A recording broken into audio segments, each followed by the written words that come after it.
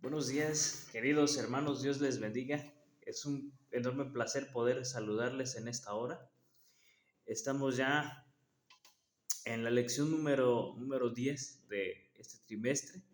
Estamos prácticamente finalizando el estudio de este segundo trimestre de este año 2026. Así que vamos rápidamente a la lección. Vamos a orar para poder iniciar con este resumen de esta semana. Querido Padre Celestial, en esta hora invocamos tu nombre, Señor, para agradecerte el privilegio de la vida que nos das en este día. También quisiéramos, Señor, rogarte para que perdones nuestros pecados, aquellos que incurrimos con los pensamientos, las palabras, las acciones. Y que al meditar en tu palabra en esta hora puedas preparar nuestras mentes y corazones para recibir tu palabra con alegría. Bendice a cada uno de los que estamos aquí en esta hora y permite que podamos disfrutar de la meditación de tu palabra. Lo pedimos en el nombre de Jesús. Amén. Bien, estamos en la lección número 10, como ya les decía. Vamos a analizar tres tópicos de esta lección, cuyo título es arrepentimiento y perdón. Y el primer vamos a analizar, como les decía, tres tópicos. El primero de ellos tiene que ver con primero Dios, o cuáles son nuestras prioridades. El segundo tópico analizaremos la voz del Espíritu Santo y el arrepentimiento. Y finalmente la gracia y la vestimenta de justicia. Así que vamos a ver la primera parte, que es primero Dios. Y quiero llevarles con esto para comenzar a un pasaje que está allá en el libro de Lucas, en el capítulo 10, en el versículo número 40 y 41. Libro de Lucas, capítulo número 10, versículo 40 y 41. Lucas 10, 40 y 41. Vamos a leer lo que dice Lucas, capítulo 10, 40 y... Bueno, 41 y 42 vamos a leer. Ahí está más bien la idea. Dice, respondiendo Jesús le dijo, Marta, Marta, afanada y turbada estás con muchas cosas, pero solo una cosa te es necesaria, y María ha escogido la buena parte, la cual no será quitada. ¿Cuáles son tus prioridades? ¿Cuáles son mis prioridades? Como veremos en esta mañana, muchas veces o en la medida que avanzamos en la historia de este mundo y mientras avanzamos hacia lo que es la patria celestial, podemos ver que se vive una vida cada vez más deprisa. Y justamente esta carrera de la vida que nosotros tenemos muchas veces nos hace olvidarnos de lo que es realmente importante y de cuáles deberían ser nuestras verdaderas prioridades. Muchos de nosotros hoy día, así como Marta, estamos afanados en el trabajo, en las cuestiones de la iglesia, podemos decir, en que todo salga bien, pero dejamos lo verdaderamente importante, que es estar en la presencia del Dios Todopoderoso. Lo que Marta estaba haciendo no era malo. Marta estaba preocupada por atender al maestro y a sus invitados de la mejor manera.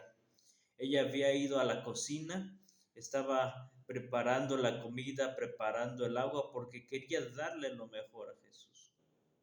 A diferencia de María, que ella estaba sentada a los pies del maestro, escuchando las enseñanzas del maestro. Esto nos da una enseñanza, y Jesús a través de este pasaje nos da una enseñanza maravillosa. Y la enseñanza que podemos ver es que lo más importante, a pesar de que lo demás sea bueno, es pasar tiempo con el maestro. No es malo que tú y yo vayamos a trabajar, a buscar el pan para la familia diariamente, que nos levantemos temprano para ir al trabajo. Pero lo más importante antes del trabajo y de atender nuestra familia debe ser atender nuestra vida espiritual.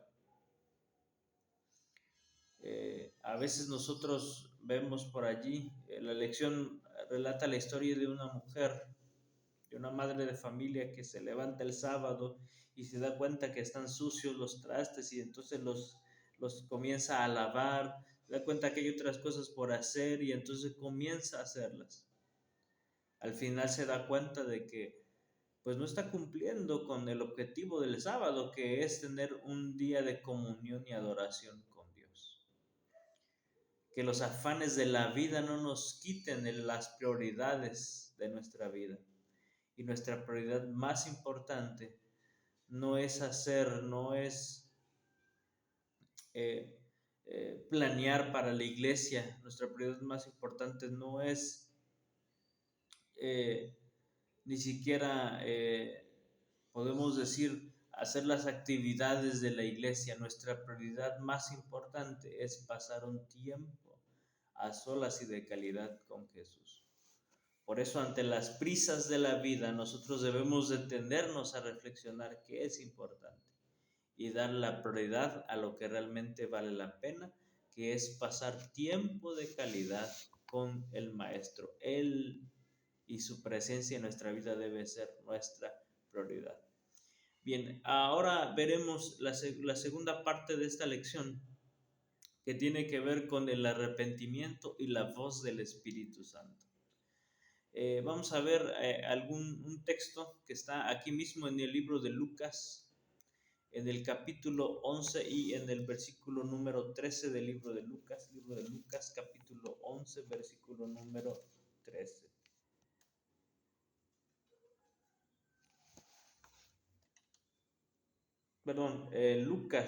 Juan capítulo 16, versículos 7 y 8. Libro de Juan capítulo 16, versículos 7 y 8. 16, 7 y 8. Dice, pero yo os digo la verdad, os conviene que yo me vaya, porque si no me fuere el Consolador no vendría a vosotros, mas si me fuere os lo enviaré. Y cuando Él venga, convencerá al mundo de pecado, de justicia y de juicio. Os conviene que yo me vaya, porque si no, no vendrá el Espíritu Santo. ¿Y cuál será la función del Espíritu Santo? Bueno, aquí menciona que la función del Espíritu Santo es convencer al mundo, por lo menos de tres cosas: de pecado, de justicia y de juicio. Y aquí es donde veremos el segundo tópico de esta lección. Sin duda alguna, para que nuestra vida pueda haber un cambio espiritual debe existir el arrepentimiento. Pero el arrepentimiento no es algo que surge en el corazón del ser humano a causa de su maldad o porque ha fallado, sino que el arrepentimiento es el resultado de haber escuchado la voz de Dios a través de su Espíritu Santo, a darnos cuenta de que las acciones, los pensamientos o las palabras que estamos diciendo no están en armonía con Dios. El Espíritu Santo es el encargado de poder convencernos a nosotros de nuestras maldades, de hablarnos, de poder decirnos: este es el camino, anda por él. Y como consecuencia a esa voz, a esa invitación, a esa amonestación del Espíritu Santo, entonces nosotros nos damos cuenta de cuáles son nuestras necesidades y entonces podemos proceder a buscar a Dios en arrepentimiento y buscar así el perdón. El trabajo del Espíritu Santo precisamente es convencernos de nuestro pecado y convencernos para que podamos nosotros arrepentirnos y buscar entonces la bondad de Dios.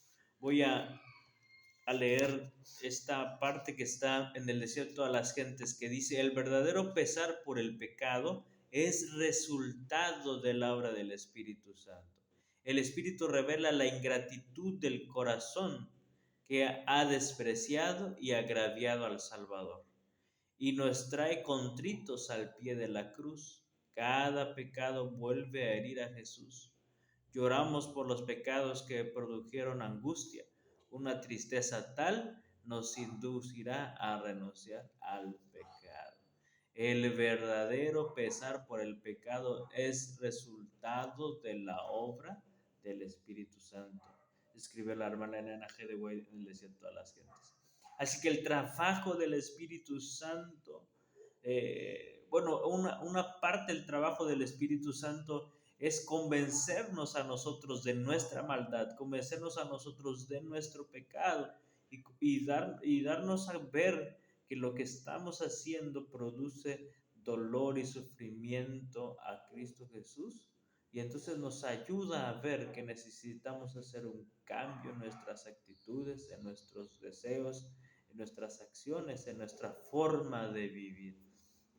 Así que para poder proceder al arrepentimiento, necesitamos nosotros estar atentos a la voz del Espíritu Santo para que Él pueda convencernos de nuestra maldad y conducirnos a Cristo Jesús, quien nos dará el perdón de nuestros pecados. Pero vamos a ver más adelante este tópico. Como ya decía, el Espíritu Santo es el encargado de poder producir en nosotros el arrepentimiento. Y Dios está interesado en que nosotros podamos dejar el pecado. Voy a invitarles a que vayamos al libro de Mateo, en el capítulo 3, en el versículo 1 y 2 del libro de Mateo. Mateo capítulo número 3, versículo 1 y 2. En aquellos días vino Juan el Bautista predicando en el desierto de Judea y diciendo: arrepentíos, porque el reino de los cielos se ha acercado. Y vamos a ver también en el libro de Marcos, en el capítulo 1, en los versículos 14 y 15 del libro de Marcos. Libro de Marcos 1, 14 y 15. Después que Juan fue encarcelado, Jesús vino a Galilea predicando el evangelio del reino y diciendo: el tiempo se ha cumplido y el reino se ha acercado. Arrepentíos y creed en el evangelio. Como ustedes pueden ver, Dios está interesado en que tú y yo podamos producir arrepentimiento en nuestras vidas después de haber escuchado la voz del Espíritu Santo. ¿Por qué Jesús desea que nosotros nos arrepintamos? Porque Él desea salvarnos. Él no desea que ningún ser humano se pierda, que ningún ser humano pueda participar de la muerte eterna. Él quisiera o Él desea darles a todos el derecho de ir al cielo. Sin embargo, para que eso suceda necesitamos nosotros arrepentirnos, cambiar nuestra mente. Y de hecho, precisamente, la palabra arrepentimiento tiene que ver con no solamente el dejar el pecado, sino una transformación de nuestra mente, un cambio del pensamiento. Eso es lo que quiere decir el arrepentimiento. El arrepentimiento es cambiar la manera de pensar. Y esa manera de pensar, al cambiar la manera de pensar, también cambiaremos nuestra manera de actuar o de conducirnos. Por eso el mensaje de Dios es arrepentíos, porque el deseo de Dios es salvarte. Pero para poder salvarnos necesita que nosotros podamos participar del arrepentimiento, Él transforme nuestra mente y podamos tener una conducta, una vida diferente. Porque una de las cuestiones que nos impiden crecer precisamente en nuestra fe es el pecado. Dice, no podemos crecer en nuestra relación con Dios cuando el pecado, el elegido y acariciado, se interpone entre Él y nosotros. Por eso necesitamos el arrepentimiento, dejar el pecado, para que Cristo Jesús pueda conducir nuestra vida y darnos una nueva en Cristo Jesús. quiero ahora, este arrepentimiento, el arrepentimiento, Dios, es importante mencionar que Él conoce cuando el arrepentimiento es sincero, Él sabe cuando nosotros estamos arrepentidos de corazón. Voy a leer lo siguiente. No es genuino ningún arrepentimiento que no obre una reforma. La justicia de Cristo no es un manto para cubrir pecados que no han sido confesados ni abandonados. Es un principio de vida que transforma el carácter y rige la conducta. Eso le decía a toda la gente. Dice, el verdadero arrepentimiento, ningún arrepentimiento es genuino cuando no hay una reforma. Cuando nosotros no hemos dejado las acciones, las malas acciones del pecado, entonces no existe el arrepentimiento, no hay un arrepentimiento genuino, porque el arrepentimiento genuino hace una transformación, una reforma en nuestras vidas. Y el Señor está interesado en que tú y yo podamos participar de ese arrepentimiento. Ahora algunos dicen, sí, pero estamos nosotros bajo la gracia. ¿Y qué es el segundo tema que nos ocupa en esta mañana? La gracia y la vestimenta de justicia. Ya como vimos, nosotros vivimos en un mundo de pecado, en donde ciertamente no seremos perfectos, pero buscaremos la perfección. El arrepentimiento implica un cambio, una reforma en nuestra vida.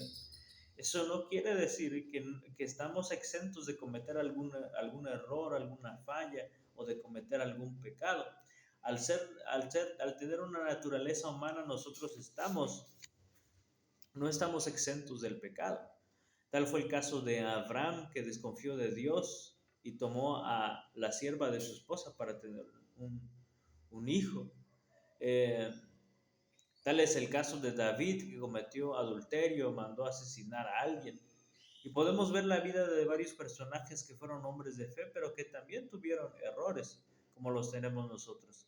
Ahora, es precisamente allí donde entra la gracia, donde entra este don maravilloso que es la gracia. La gracia es el don inmerecido de la salvación. La gracia es que nosotros recibimos la salvación de manera gratuita, sin hacer absolutamente nada y aunque no la merecemos. Una de las maneras de poder percibir la gracia es a través de la relación que existía entre David y Jonathan. Cuando un rey llegaba al trono, él tenía que exterminar por completo a la familia del rey anterior.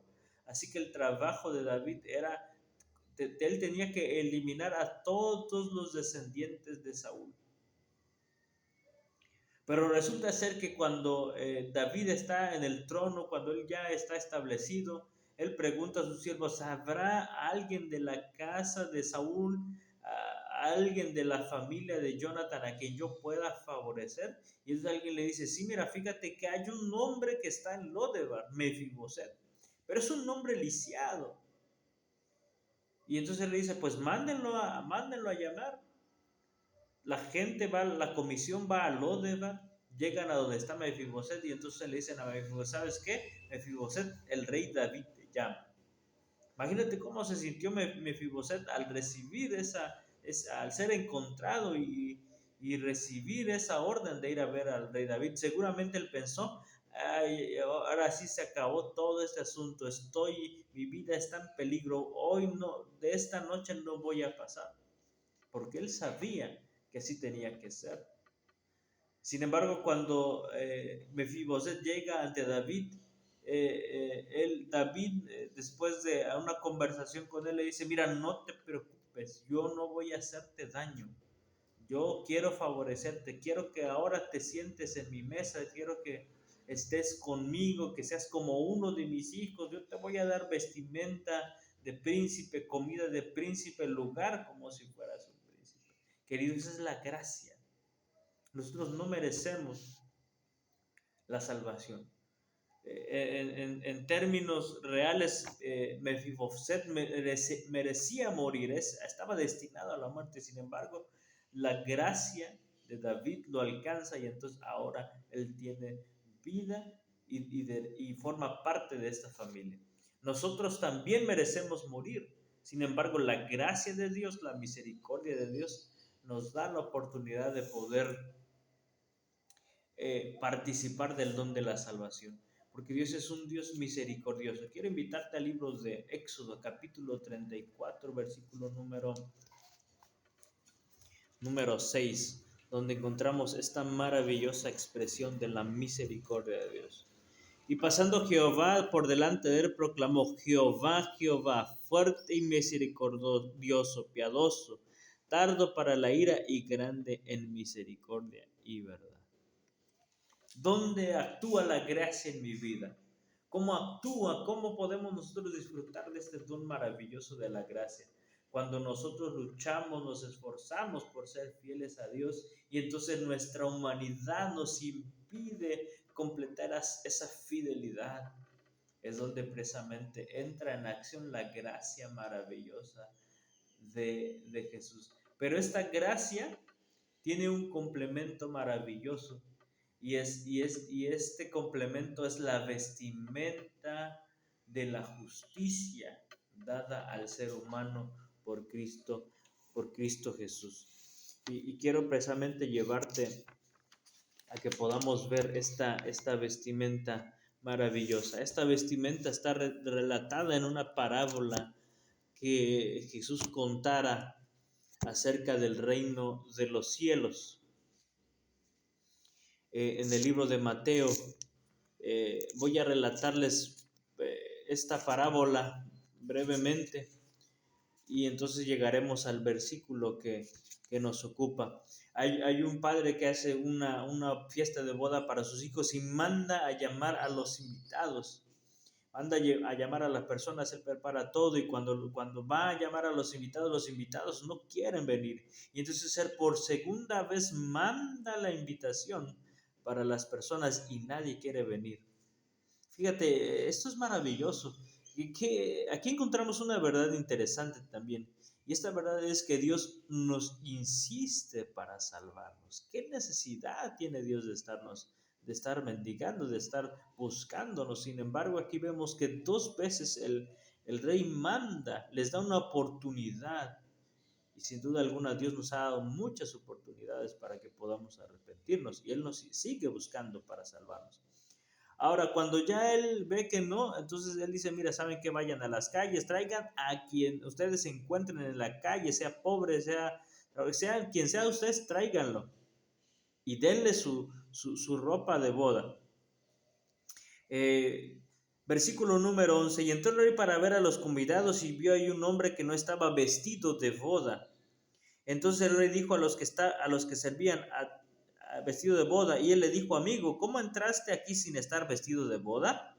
Mas él enmudeció. Versículo 13, entonces el rey dijo a los que servían: atadle de pies y manos y echadle en las tinieblas de fuera, ahí será el lloro y el crujir de dientes.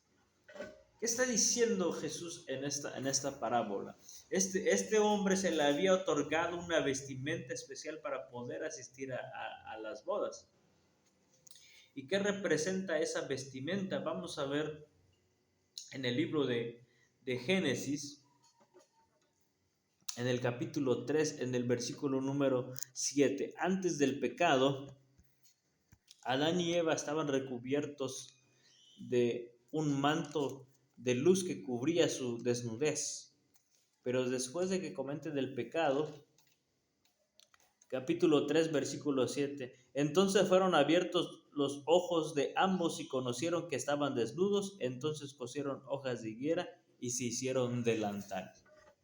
Cuando entra el pecado en la vida de Adán y Eva, esa vestimenta que Jesús les había entregado, esa vestimenta queda completamente perdida y el ser humano se encuentra que está desnudo.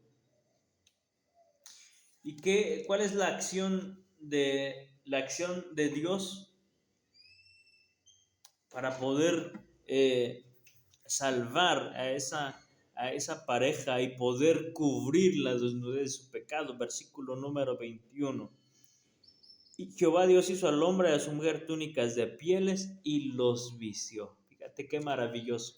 Aquí es donde entra la vestimenta de justicia de Cristo Jesús, que es el complemento de la gracia maravillosa que nos ofrece. El ser humano no merece la salvación, pero Él está luchando. Y entonces entra en acción la gracia y la justicia de Dios. ¿Cuál es el manto con el que nos cubre? Es el manto de su justicia, de sus acciones, que Él ha logrado conseguir a través de su perfecta observancia a la ley de Dios, a través de haber sido fiel. Ahora su fidelidad nos es colocada a nosotros. Ahora, sin embargo, esa vestimenta que Jesús nos coloca tiene un precio. ¿Cuál fue el precio que tuvo que pagar Dios para poder vestir a Adán y Eva? Sacrificar un corderito. ¿Y cuál es el precio de la justicia de Jesús para nuestras vidas? Vamos a ver lo que dice el libro de Primera de Pedro, capítulo 1, versículo 18 y 19.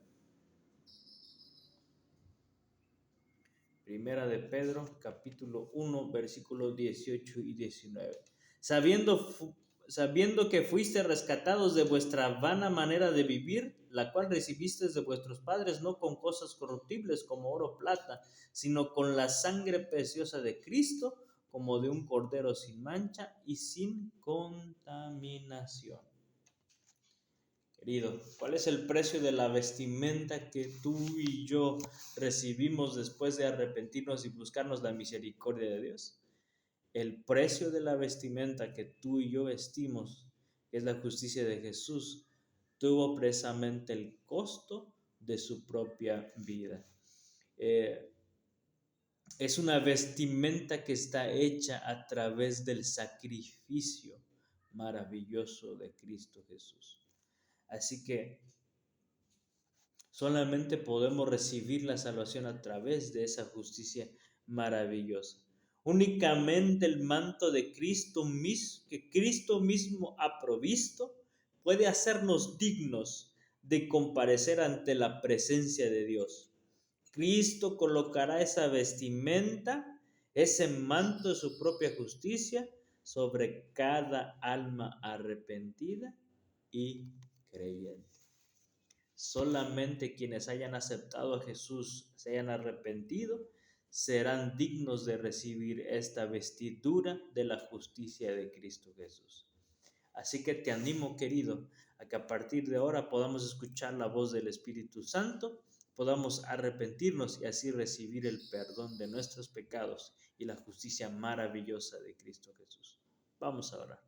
Querido Padre Celestial, agradecemos el privilegio en esta hora que nos has dado de poder meditar en tu palabra.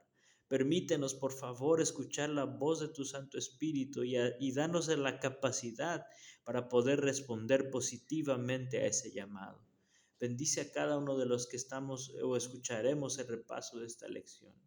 Permite que cada uno de los que estaremos escuchando podamos hacer caso a la voz de tu Espíritu Santo y nos dé la fuerza para superar nuestras debilidades, nuestras luchas, nuestras pasiones, nuestros deseos y pueda someterlos a tu voluntad y así podamos tener una vida de integridad y podamos arrepentirnos adecuadamente para que tú puedas colocarnos el manto de justicia que ofreces a aquellos que se han arrepentido y que creen en tu persona.